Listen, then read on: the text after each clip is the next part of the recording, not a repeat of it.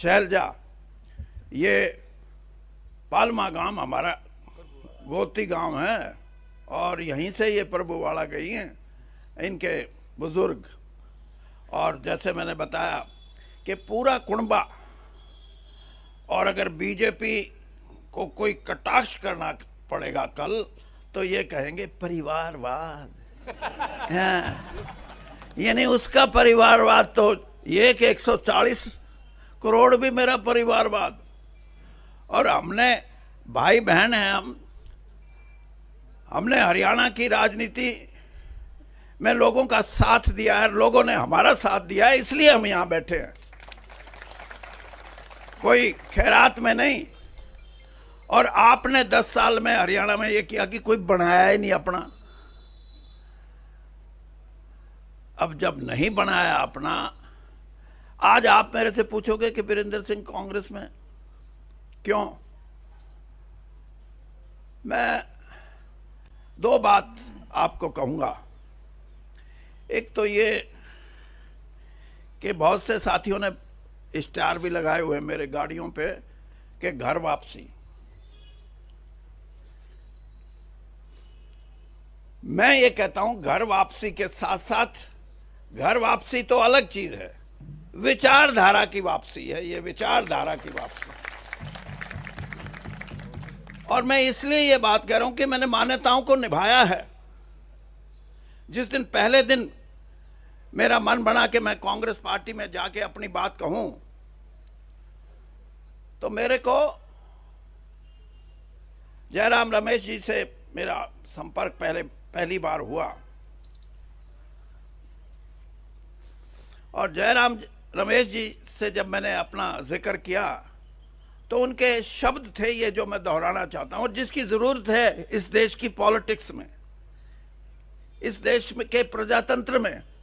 जयराम रमेश जी कह रहे थे कि आप बेशक विपक्ष में रहे हैं, मतलब कांग्रेस के विपक्ष में, लेकिन आपकी प्रेजेंस, आपकी उपस्थिति भारतीय जनता पार्टी में एक ग्रेशियस बात थी। आपने कोई छोटी बात किसी नेता के बारे में और किसी पार्टी के बारे में नहीं कही। और आज भी मैं ये बात कहता हूं कि इस देश के जो प्रजातंत्र से जुड़े हुए लोग हैं, जो अपने आप को नेता और बड़े नेता की संज्ञा देते हैं, उनको भी व्यवहारिक रूप से कुछ मान्यताएं हैं, कुछ गरिमा है, उसको निभाना चाहिए। और अगर हम इन मान्यताओं को निभाएंगे तो हमारा देश मजबूत होगा। तो इसलिए मैं ये बात कही कि मैं घर वापसी तो है ही, लेकिन विचारधारा की वापसी है। और विचारधारा की वापसी इसलिए, मैं कल मेरी धर्मपत्नी से कह रहा था, मैं कहा ये एक जो हमारा राष्ट्रीय गान है जन मन गण, मैंने कहा इसका मतलब समझा। ये हिंदी में थोड़ी सी मेरे से ज्यादा तेज है, हाँ। और उसके आगे है अधिनायक, जन मन गण अधिनायक। इसका मतलब ये कि आजादी के बाद इस देश के कर्णधार, इस देश पे राज करने वाले राजनीतिक दल या राजनीतिक नेता नहीं, बल्कि जनता है, प्रजा है इस देश पे राज करने वाली। ये रिपब्लिक है। रिपब्लिक को हिंदी में क्या बोलेंगे? हाँ, ये गणतंत्र है। और गणतंत्र में लोग ही, जिसको डिक्टेटर बोलते हैं,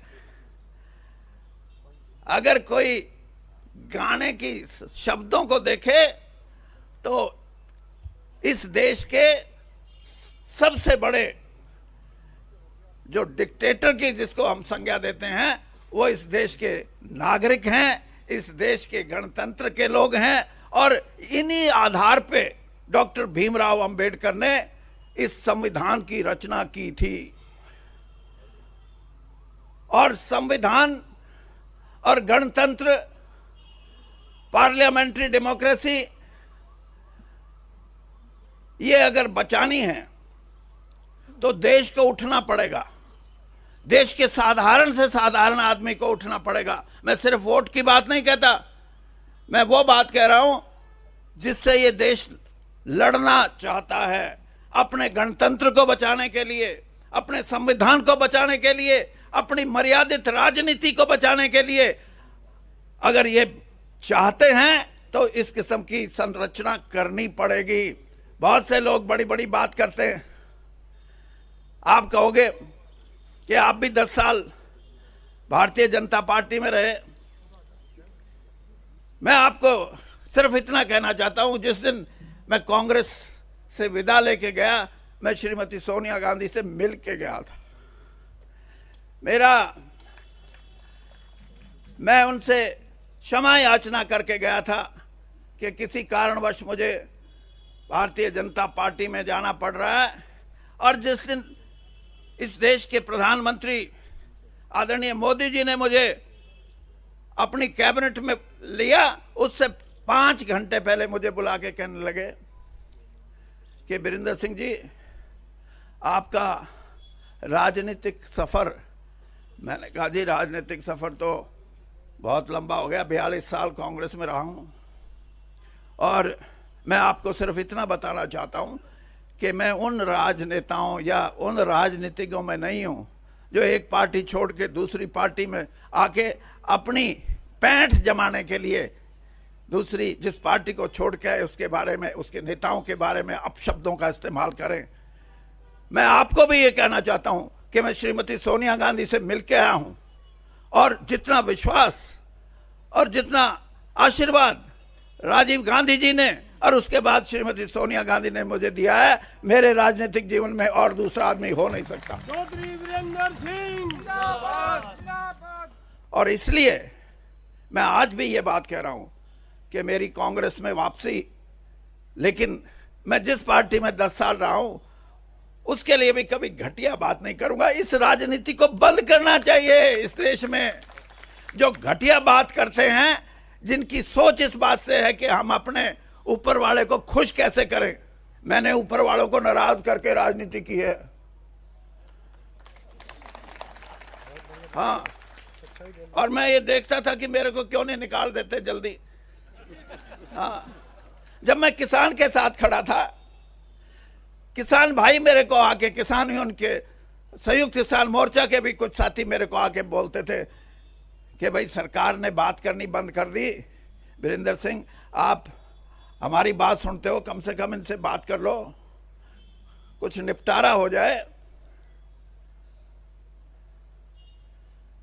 निपटारे की मैंने कोशिश की और आखिर में ये बात आई, किसान यूनियन के भाइयों ने कहा कि कम से कम इतना तो करो, जिसके बारे में भूपेंद्र सिंह हुड्डा भी हमेशा बात करते हैं। मैंने कहा बताओ। तो एमएसपी की बात जब हुई तो सरकार ने कहा नहीं।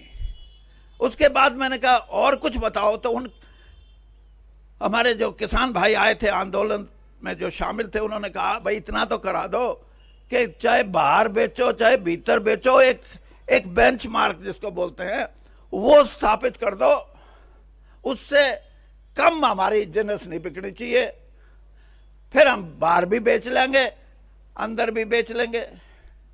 मैं आपको ईमानदारी से बताता हूं, यही है जिसको मैं कहता हूं कि हमारी सोच, भारतीय जनता पार्टी की सोच और कांग्रेस की सोच में अंतर।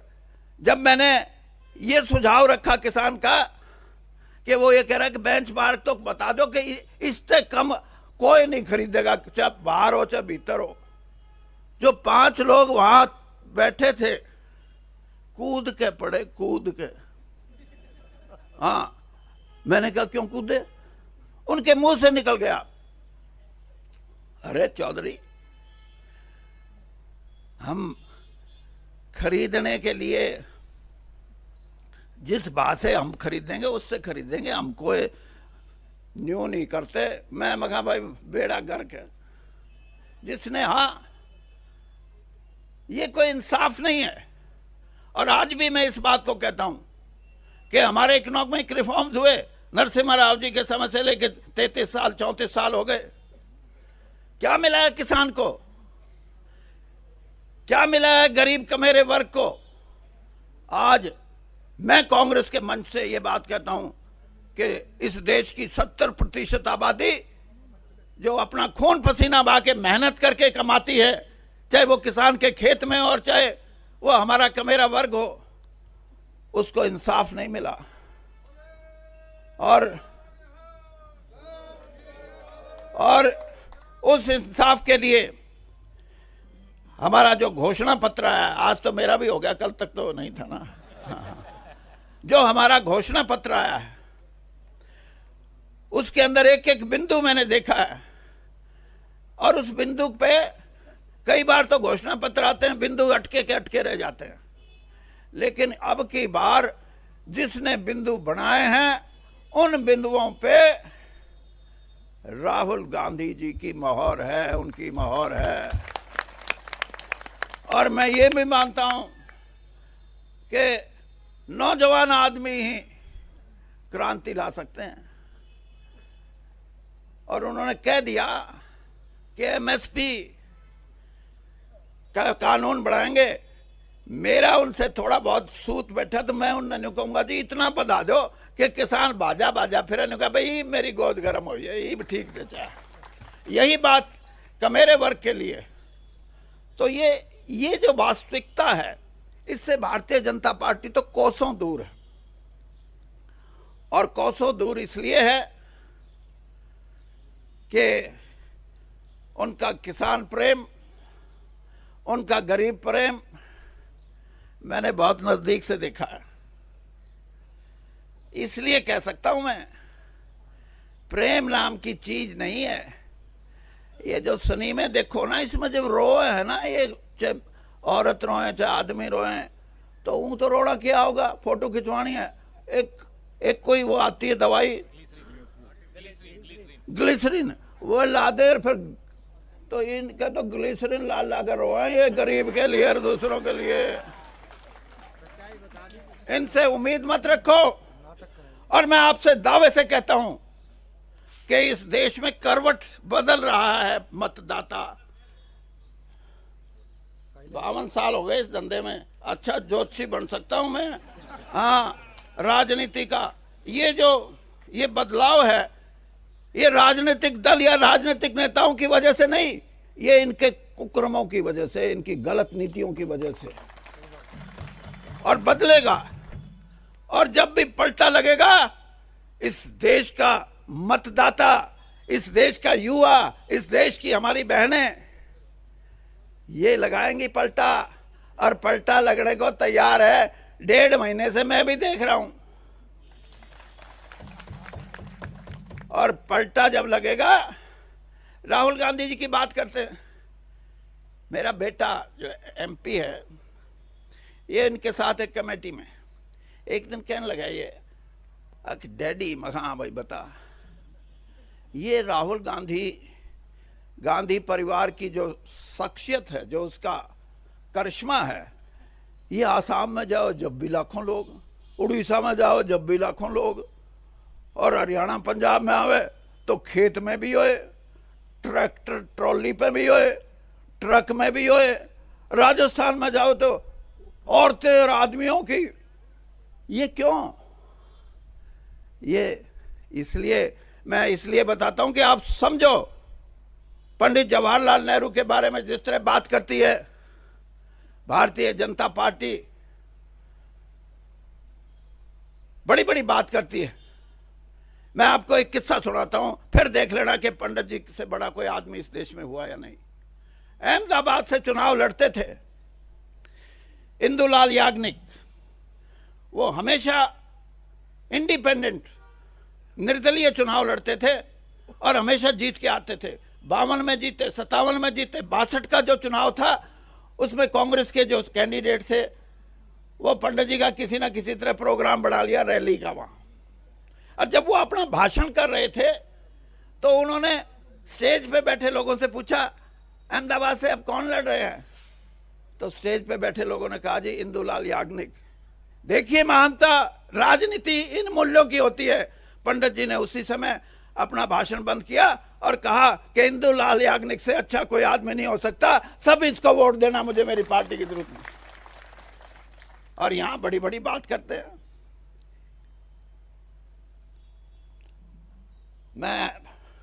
मेरे हरियाणा के सारे नेता बैठे हैं, बहन जी आप भी सुनो, हुड्डा जी, अध्यक्ष जी, रणदीप जी, कहाँ गए वो अपने कैप्टन साहब, हाँ कैप्टन साहब और किरण जी। ये बात तो आज लंबी हो जाएगी, मेरे को 10 दिन में 15 दिन में एक टाइम दे दो, 2-3 लाख लोग इकट्ठे करेंगे हम, करोगे ना? हाँ, उसे दिन इनका बोरिया बिस्तर बंद ना हो जाए तो मन्ने पकड़ लियो। धन्यवाद।